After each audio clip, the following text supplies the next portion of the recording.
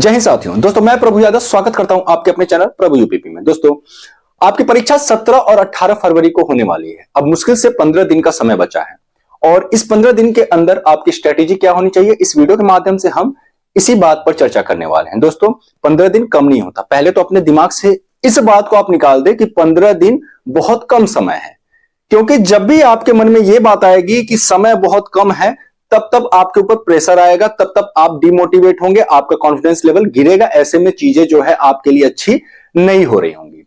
तो इतना मान के चलिए कि 15 दिन बहुत होता है, ठीक है ना। अगर आप 15 दिन अच्छे से जो मैं स्ट्रेटेजी बताने वाला हूं, अगर आपने इसको फॉलो किया तो यकीनन आप जो है सिलेक्शन जरूर लेंगे और यूपी पुलिस कांस्टेबल का एग्जाम आप जरूर क्वालिफाई करेंगे। दोस्तों 15 दिन, ये जो 15 दिन है, इस 15 दिन में जो है आपको मैं बता दूं कि हर रोज आपको एक मॉक टेस्ट देना है। और मॉक टेस्ट कैसे देना है वो भी मैं बता दूं।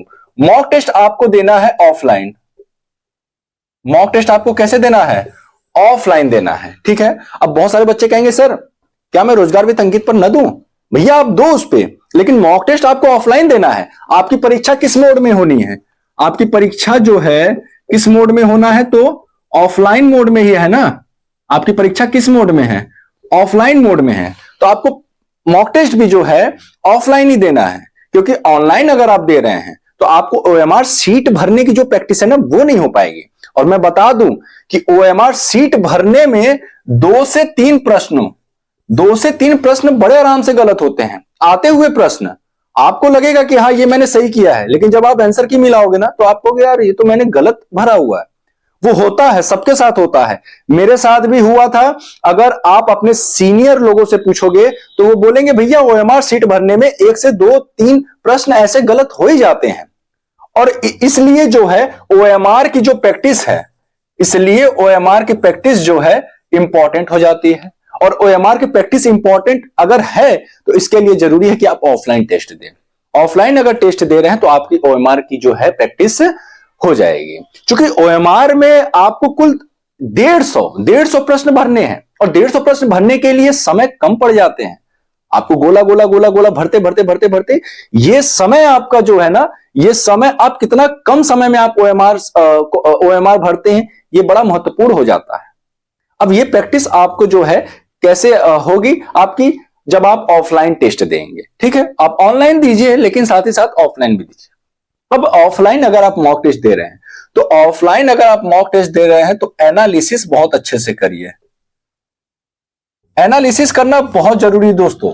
आप 1 घंटे, सवा घंटे, 2 घंटे, जितना भी समय आप एनालिसिस में दे सकते हैं दीजिए, पर देना पड़ेगा आपको। कभी कभी ऐसा होता है कि डायरेक्ट प्रैक्टिस सेट से क्वेश्चन पूछे जाते हैं या फिर फंस जाते हैं आपकी परीक्षा में, और वो तब संभव होगा जब आप एनालिसिस अच्छे से करेंगे। तो जो प्रश्न आपने गलत किया हुआ है ना, वो प्रश्न कभी भूलता नहीं है।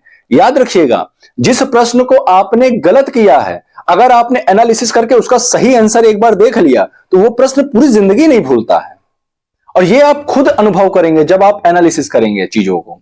और एक चीज मैं बता दूं, स्पीड पे खास ध्यान देना है। आप लोग को मैं बार बार कहता आया हूं, इस बार फिर से कह रहा हूं, स्पीड आपको विशेष फोकस बनाना है। स्पीड आपकी बहुत अच्छी होनी चाहिए। 120 मिनट में 150 प्रश्न सॉल्व करने हैं आपको, बिना स्पीड के आप नहीं कर सकते हैं, ठीक है।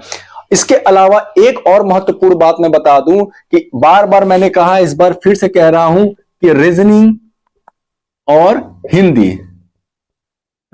हिंदी पे दोस्तों अब समय आ गया है कि इन दोनों को बिल्कुल, बहुत कहीं भी अगर कमी रह गया उसको आपको दूर करना है। रीजनिंग और हिंदी में आपको बहुत अच्छा स्कोर करना है। अगर आपको सिलेक्शन लेना है तो इन दोनों ही विषयों में आपको अच्छा स्कोर करना पड़ेगा, ठीक है।